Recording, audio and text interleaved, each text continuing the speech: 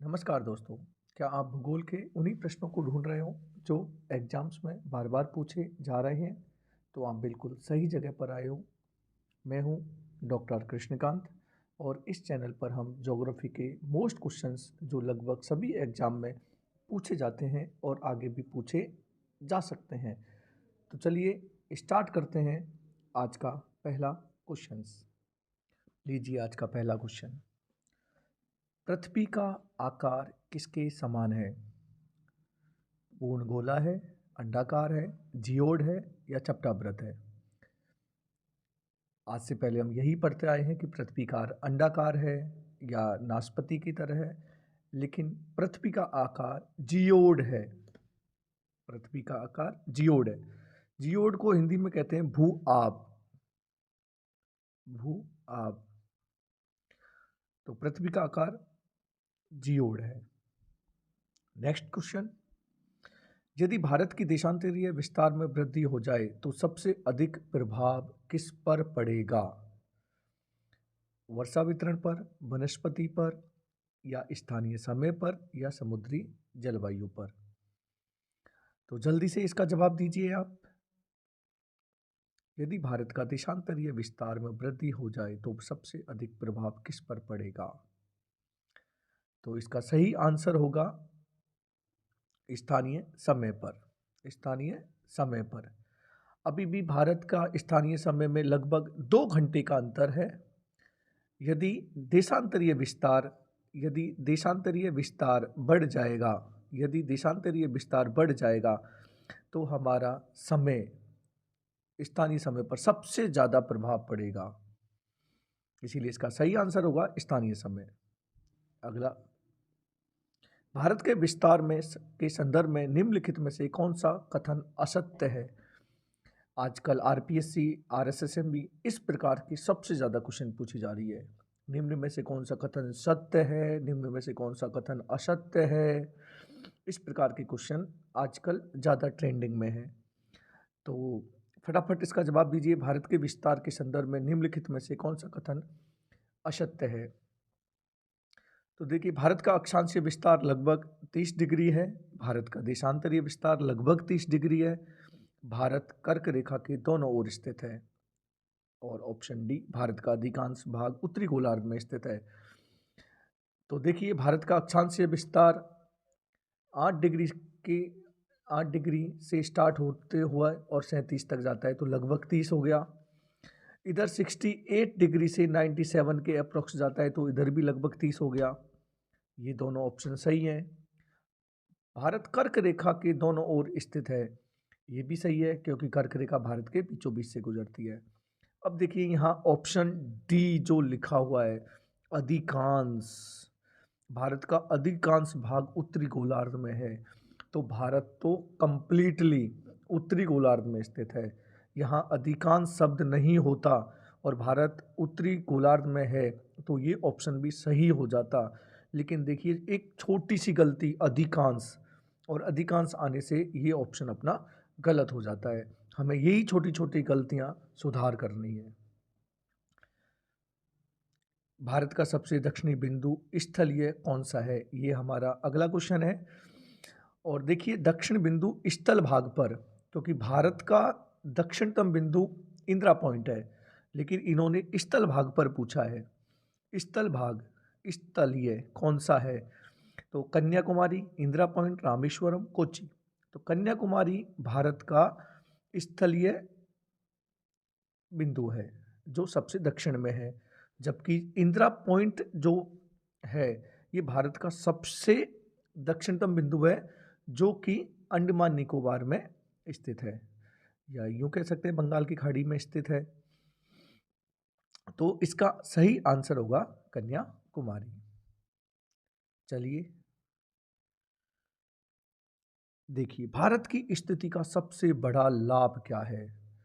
आप सभी को पता है कि भारत तीन ओर समुद्र से घिरा हुआ है और तीन ओर समुद्र से घिरा होने के कारण भारत का सबसे ज़्यादा जो लाभ होगा, क्योंकि भारत तटीय सीमा रखता है और तटीय सीमा होने के कारण जो भारत का समुद्री व्यापार होगा वो सबसे ज़्यादा लाभ दे होगा, और जो देश समुद्री सीमा नहीं रखते हैं उनका उनका व्यापार पर असर पृथक रूप से देखा जा सकता है। लेकिन भारत समुद्री सीमा रखने में अव्वल स्थान रखता है और इसीलिए समुद्र व्यापार की सुविधा हमें प्रदान हो जाती है।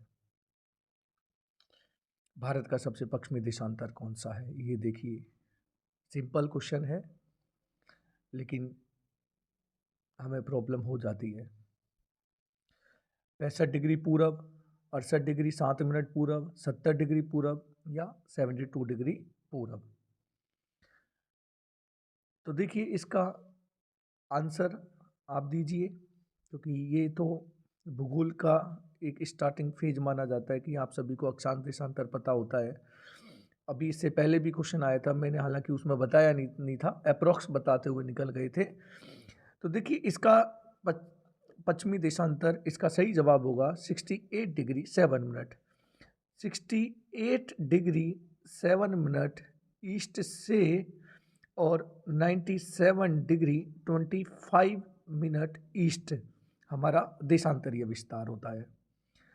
तो भारत का देशांतर विस्तार है 68 डिग्री 7 मिनट ईस्ट से 97 डिग्री 25 ईस्ट। अब इसमें पूछा है सबसे पश्चिमी देशांतर कौन सा है, तो पश्चिम में गुजरात है, और गुजरात का जो देशांतर स्टार्ट होता है 68 डिग्री 7 मिनट। अगर ये पूछता कि सबसे पूर्वी देशांतर कौन सा है तो 97 डिग्री 25 मिनट ईस्ट आंसर हो जाता, लेकिन यहाँ पश्चिमी देशांतर पूछा है।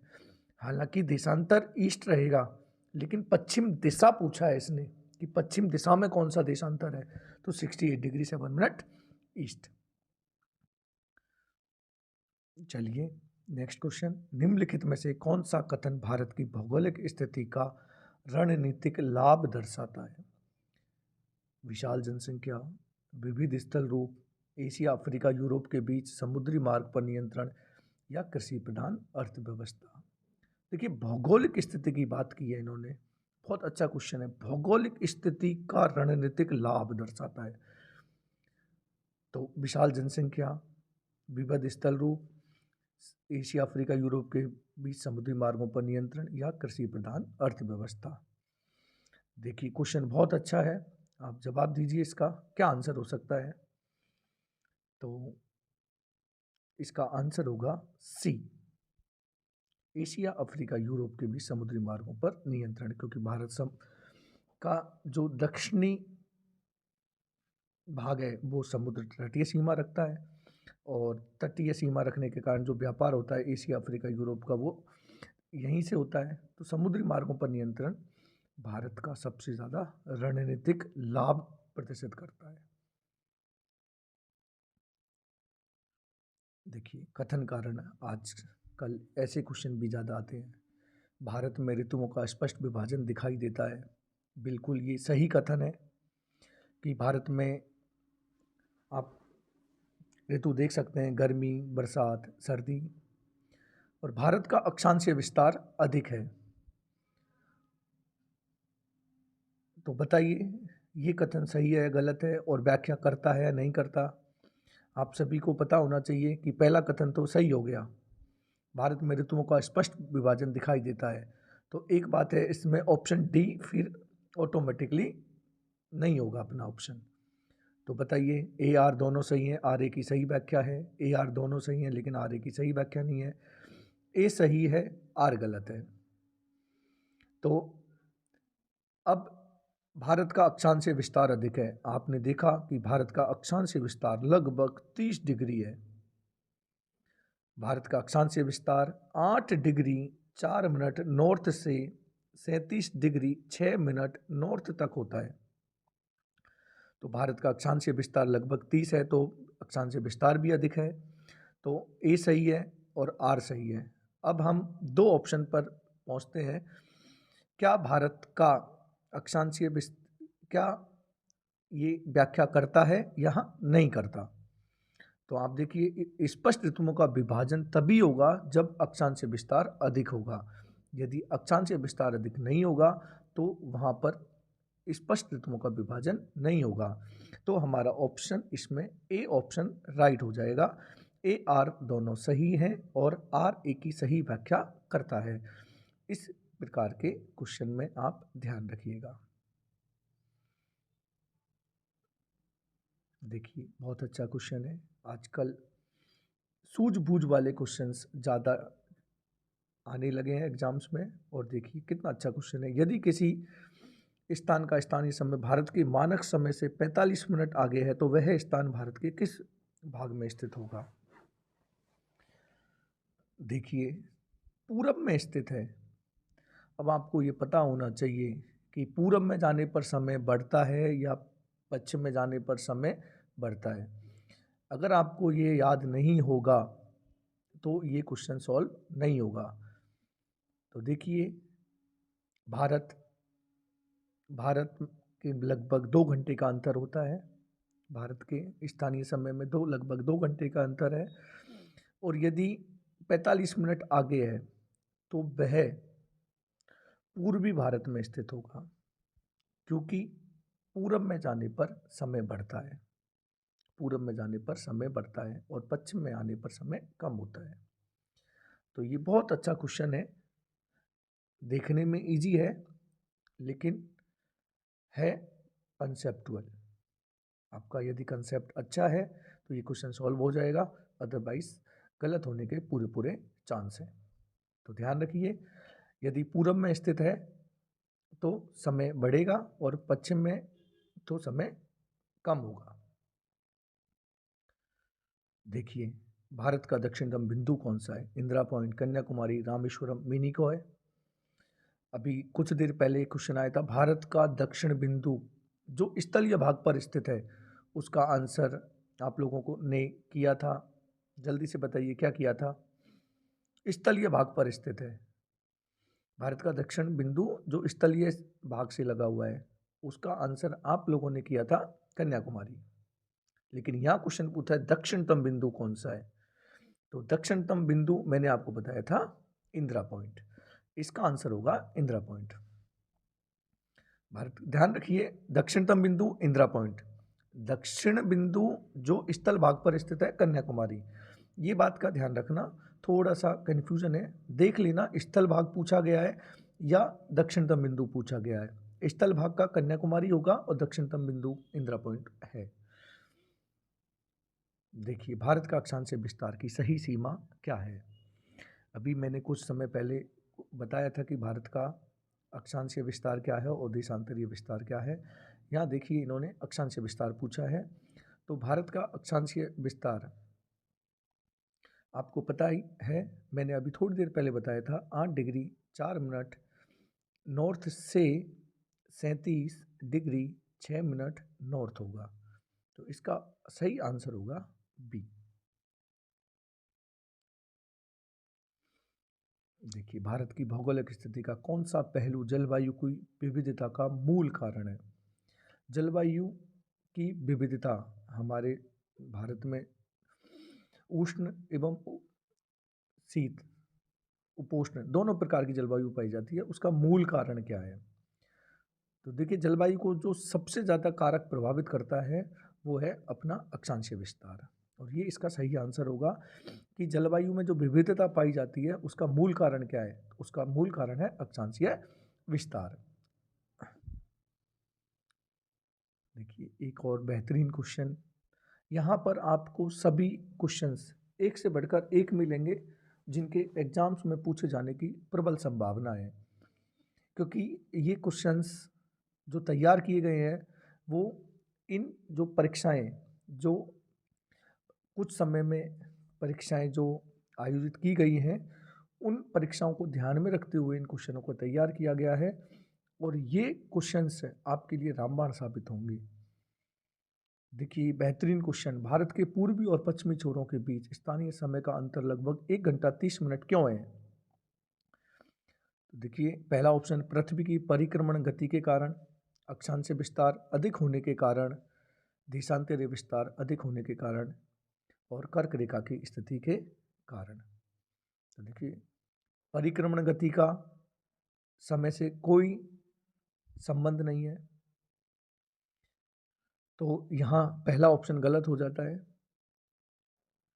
इधर कर्क रेखा की स्थिति के कारण तो स्थानीय समय, तो समय हम दिखाते हैं। समय के लिए हमें क्या चाहिए? देशांतर। समय निकालने के लिए देशांतर जरूरी है। तो अगर हमें ये पता है कि समय देशांतर से निकाला जाता है, तो सीधा सीधा हमें ऑप्शन केवल देशांतर एक ही में मिलता है। आपने पढ़ा होगा कि एक देशांतर को पार करने में 4 मिनट लगते हैं। तो देशांतर विस्तार अधिक होने के कारण लगभग 1 घंटे और 30 मिनट क्यों है? वैसे तो भारत का जो समय अंतर है वो लगभग 2 घंटे है, लेकिन ये क्वेश्चन को थोड़ा सा घुमा दिया है। भारत के पूर्वी और पश्चिमी छोरों के बीच स्थानीय का समय का अंतर लगभग 1.5 घंटे है। 1 घंटा 30 मिनट क्यों है? तो लगभग शब्द ने इस क्वेश्चन को वैलिड कर दिया है। इसका आंसर होगा देशांतर विस्तार अधिक होने के कारण। चलिए नेक्स्ट क्वेश्चन। निम्न में से कौन सा कथन भारत के देशांतर विस्तार की सीमा को दर्शाता है? ये अभी कुछ समय पहले मैंने थोड़ी देर पहले देशांतरी विस्तार बताया था आपको कि भारत का देशांतरी विस्तार कितना है। जो उसमें एक क्वेश्चन आया था अभी कि निम्नलिखित में से कौन सा भारत का पश्चिमी देशांतर है, जिसका आंसर आया था 68 डिग्री 7 मिनट पूरब। और आप देखिए, अगर वो याद है आपको, तो 68 डिग्री पूरब मिनट एक ही ऑप्शन में आया है और वो ऑप्शन है बी। तो भारत का देशांतरी विस्तार 68 डिग्री 7 मिनट ईस्ट से और 97.25 डिग्री मिनट ईस्ट होगा। तो सही ऑप्शन हो जाता है बी।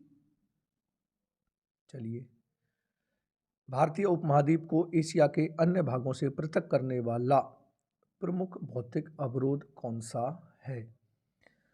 देखिए, भारतीय उपमहाद्वीप में 7 देश शामिल हैं और 7 देश शामिल हैं। तो अब 7 देशों में शामिल हैं यहाँ पर सभी ये पर्वतमाला, अरावली पर्वतमाला, विंध्य पर्वतमाला, हिमालय पर्वत, पश्चिमी घाट। तो भारतीय उपमहाद्वीप में जो शामिल देश हैं, अभी मैं थोड़ी समय बाद बताऊंगा कि कौन कौन से देश शामिल हैं। तो क्योंकि उससे रिलेटेड एक क्वेश्चन भी आएगा, इसीलिए मैं यहाँ उसको नहीं बताऊंगा। और सॉरी, तो यहाँ इसका आंसर मैं आपको बता देता हूँ कि अन्य भागों से पृथक करने वाला, क्योंकि अरावली पर्वत राजस्थान में है, अरावली पर्वतमाला तो राजस्थान में है। तो यहाँ उपमहाद्वीप को एशिया के अन्य भागों से, तो जो देशों की बात कर रहा है ये, विंध्य पर्वतमाला भी भारत में, पश्चिमी घाट भी, और ये भारत में। तो हिमालय पर्वत अन्य देशों से भारत को अलग पहचान रखता है। अब ये प्रमुख भौतिक अवरोधों से बताता है। ठीक है, तो इसका आंसर हिमालय पर्वत आंसर है।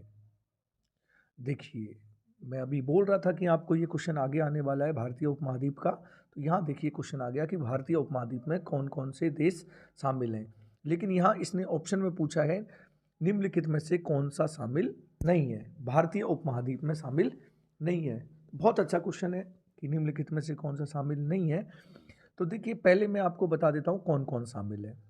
तो देखो, भारत है, पाकिस्तान है, बांग्लादेश है, नेपाल भी है, भूटान है, श्रीलंका भी है ना, श्रीलंका भी है, मालदीव है। तो कौन सा देश शामिल नहीं है इसमें? म्यांमार शामिल नहीं है। ये क्लियर हो गया। 7 देश हैं, भारत, पाकिस्तान, बांग्लादेश, नेपाल, भूटान, श्रीलंका और मालदीव। और ये सभी 7 देश हमारे सार्क देश भी कहलाते हैं। ये सभी देश हैं, सार्क देश हैं। सार्क देशों में एक देश और शामिल होता है, अफगानिस्तान, जो भारतीय उपमहाद्वीप का हिस्सा नहीं है। अभी आप सभी को ये जवाब देना है कि भारतीय उपमहाद्वीप किसे कहते हैं और क्यों कहते हैं। भारतीय उपमहाद्वीप, क्योंकि भारत को उपमहाद्वीप की संज्ञा दी गई है, तो क्यों दी गई है? आप सभी को ये क्वेश्चन कमेंट बॉक्स में बताना है कि भारतीय उपमहाद्वीप को उपमहाद्वीप क्यों कहते हैं। देखते हैं कितने क्वेश्चंस आंसर बता पाते हैं इसका। बहुत अच्छा क्वेश्चन है, एनसीईआरटी के फर्स्ट चैप्टर में ये क्वेश्चन दिया हुआ है। और मैं केवल आपको एनसीईआरटी बेस्ड यहाँ क्वेश्चन कराने वाला हूँ। और एनसीईआरटी कितनी महत्वपूर्ण है ये आप सभी को पता है। ठीक है, तो अगला क्वेश्चन ये ध्यान रखना कि कौन से देश शामिल नहीं है। आपको सार्क देश ध्यान रखने हैं, और मैं आपको यहाँ सार्क देश की फुल फॉर्म एक वैसे बता देता हूँ शॉर्ट ट्रिक में। MBBS और पेन, ये 7 देश सार्क देश हैं, जो हमारे सार्क देश हैं। सार्क देश एक संगठन है, तो वो सार्क देशों इसमें शामिल हैं। तो इसमें मालदीव है, बांग्लादेश है, भूटान है, श्रीलंका है, पाकिस्तान है ना। ये A4 अफगानिस्तान है। बस एक ये अफगानिस्तान और शामिल नहीं है इसमें, ये ध्यान रखना। और बाकी पूरा है MBBS स्पेन, है ना। ये शॉर्ट ट्रिक्स ध्यान रखना। सार्क देश, MBBS स्पेन, और इन्हीं सार्क देशों में से भारतीय उपमहाद्वीप के सभी देश शामिल हैं अफगानिस्तान को छोड़कर। ध्यान रखना, एम से कंफ्यूज नहीं होना है। ये मालदीव है, ना कि म्यांमार। तो इसका आंसर म्यांमार है। चलिए नेक्स्ट क्वेश्चन देखिए। इस प्रकार के क्वेश्चंस भी आते हैं। भारतीय उपमहाद्वीप में सम्मिलित देशों के संदर्भ में निम्न कथनों पर विचार कीजिए। पहला, ये देश हिमालय द्वारा शेष एशिया से पृथक हैं। भारतीय उपमहाद्वीप, ये देश हिमालय द्वारा शेष एशिया से पृथक हैं। इन देशों की भू संरचना गोंडवाना प्लेट से संबंधित है। इनमें इनमें सभी देश स्थल आविष्टित हैं। सही कथन है। अब देखिए, हिमालय द्वारा शेष एशिया से पृथक हैं, तो आप एक इनमें देखिए एक ऑप्शन, इनमें सभी देश स्थल आविष्टित लैंड लॉक्ड है, तो तीसरा ऑप्शन तो गलत हो गया, क्योंकि लैंड लॉक्ड देश उन्हें कहा जाता है जो किसी भी प्रकार की समुद्री सीमा नहीं रखते। और आपको पता है श्रीलंका और मालदीव दोनों देश स्थलीय सीमा रखते हैं। पाकिस्तान भी तटीय सीमा रखता है। सॉरी, स्थलीय सीमा नहीं, तटीय सीमा श्रीलंका भी रखता है और मालदीव भी तटीय सीमा रखता है। मालदीव और श्रीलंका तो पूरे समुद्र में ही स्थित है, पाकिस्तान भी रखता है। तो तीसरा ऑप्शन यहाँ गलत हो जाता है। तो तीसरा ऑप्शन देखिए, इधर से कट गया, इधर कट गया, तो ऑप्शन बचता है अपना 1 और 2। अगर आपको एक भी ऑप्शन आता है तो उससे आंसर सही होने की संभावना पूरी पूरी हो जाती है। तो देखिए, लैंड लॉक्ड ऐसे देश जो किसी भी प्रकार की तटीय सीमा नहीं रखते, जैसे नेपाल एक लैंड लॉक्ड कंट्री है, समुद्री सीमा नहीं रखता है। तो ये ध्यान रहेगा। तो इसका आंसर 1 और 2। चलिए अगला क्वेश्चन। ये क्वेश्चन रिपीट है। भारतीय उपमहाद्वीप को एशिया के अन्य भागों से पृथक करने वाला प्रमुख भौतिक अवरोध कौन सा है? ये आपको कमेंट बॉक्स में बताना है, क्योंकि ये क्वेश्चन रिपीट हो गया है। नेक्स्ट, भारत के किस राज्य की सीमा सबसे अधिक देशों से लगती है? राजस्थान, पश्चिम बंगाल, असम, जम्मू कश्मीर। क्योंकि निम्न में से पूछा है, तो आपको पता है राजस्थान की सीमा तो पता ही है। राजस्थान की सीमा की देश से लगती है तो पाकिस्तान से लगती है। जम्मू कश्मीर की भी पाकिस्तान से लगती है। असम और वेस्ट बंगाल में आप कंफ्यूज हो सकते हो, है ना। तो इसका आंसर यहाँ पर पश्चिम बंगाल हो जाएगा, क्योंकि सबसे अधिक सीमा यहाँ पर पश्चिम बंगाल की सबसे अधिक देशों से लगती है। बांग्लादेश से लगती है इसकी सीमा, म्यांमार से भी लग जाती है, तो सबसे ज़्यादा सीमा पश्चिम बंगाल की ही लगती है। देखिए, बेहतरीन क्वेश्चन। आपको लगेगा कि ये क्या क्वेश्चन पूछ लिया है, लेकिन बहुत आसान क्वेश्चन है, आप सभी को आना चाहिए। निम्नलिखित में से कौन सा देश भारत से सबसे निकट स्थित है? श्रीलंका, मालदीव, पाकिस्तान, इनमें से कोई नहीं। तो देखिए, ये क्वेश्चन आप सभी को आना चाहिए।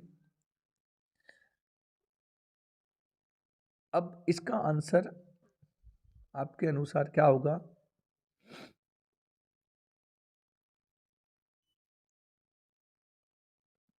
चलो, इसका आंसर होगा पाकिस्तान, क्योंकि पाकिस्तान की सीमा भारत से लगती है। श्रीलंका और मालदीव भारत से स्थलीय सीमा नहीं रखते हैं, और पाकिस्तान की सीमा लगती है, पाकिस्तान की सीमा लगती है। तो पाकिस्तान और भारत 0 किलोमीटर की डिस्टेंस रखते हैं। चूंकि ये दोनों देश 0 किलोमीटर की डिस्टेंस रखते हैं, तो आंसर हो जाएगा पाकिस्तान।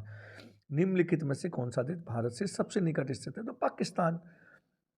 पाकिस्तान सीमा शेयर करता है भारत के साथ, तो आंसर हो जाएगा पाकिस्तान।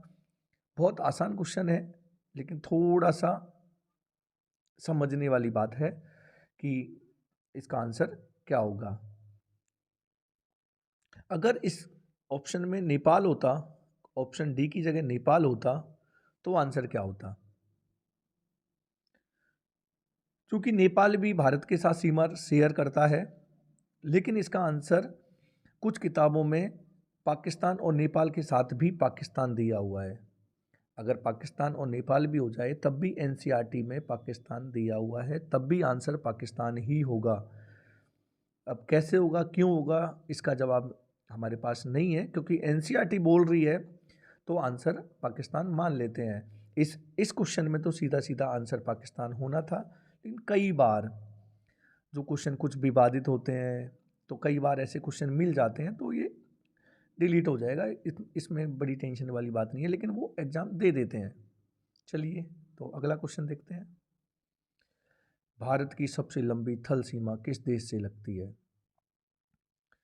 भारत की सबसे लंबी थल सीमा किस देश के साथ लगती है? पाकिस्तान, चीन, बांग्लादेश, नेपाल। तो आपको बताइए कि सबसे ज़्यादा स्थलीय सीमा भारत किस देश के साथ शेयर करता है? पाकिस्तान, चीन, बांग्लादेश या नेपाल? तो देखिए, एक फॉर्मूला लिख लीजिए, बचपन। बचपन।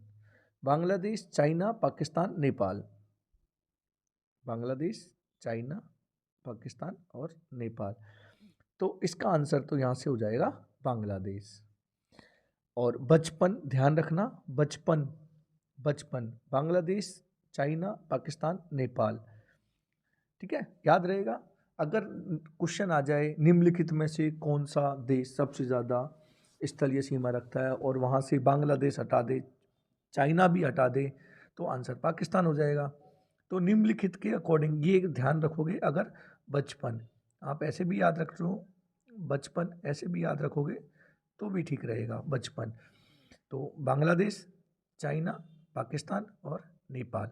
तो अब आपका आंसर सही हो जाएगा।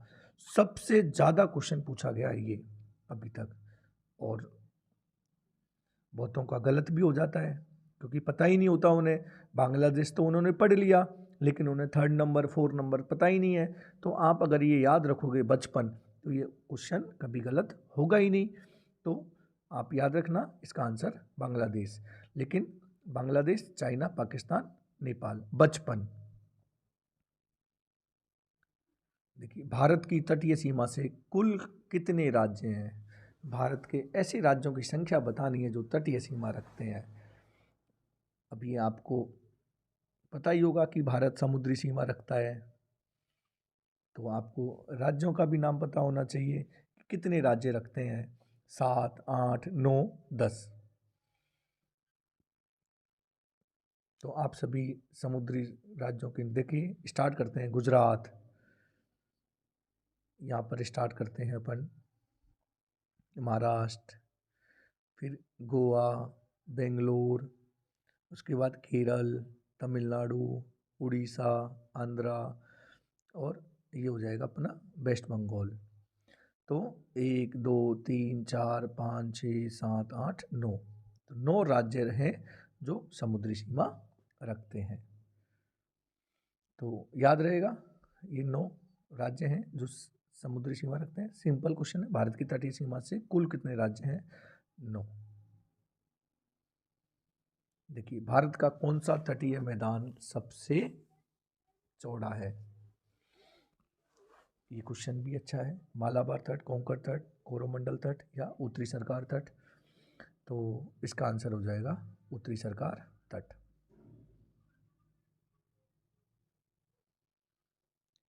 भारत की कुल तटीय रेखा मुख्य द्वीप प्लस द्वीप की लंबाई लगभग कितनी है? 6100 किलोमीटर, 7000 किलोमीटर, 7516 किलोमीटर या 8000 किलोमीटर? मुख्य भूमि की लंबाई है 6100 किलोमीटर, 6100 किलोमीटर।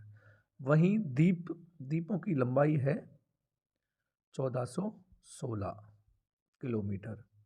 और इसमें पूछा है मुख्य द्वीप प्लस द्वीप, मुख्य भूमि प्लस द्वीप दोनों की कुल लंबाई।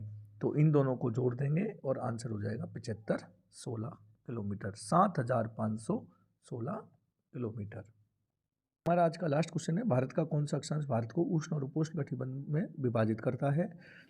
तो 0 डिग्री भारत में से नहीं गुजरता है, 66.5 डिग्री भारत से नहीं गुजरता है, क्योंकि भारत का जो अक्षांशीय विस्तार है वो 8 डिग्री 4 मिनट नॉर्थ से 37 डिग्री 6 मिनट नॉर्थ होता है।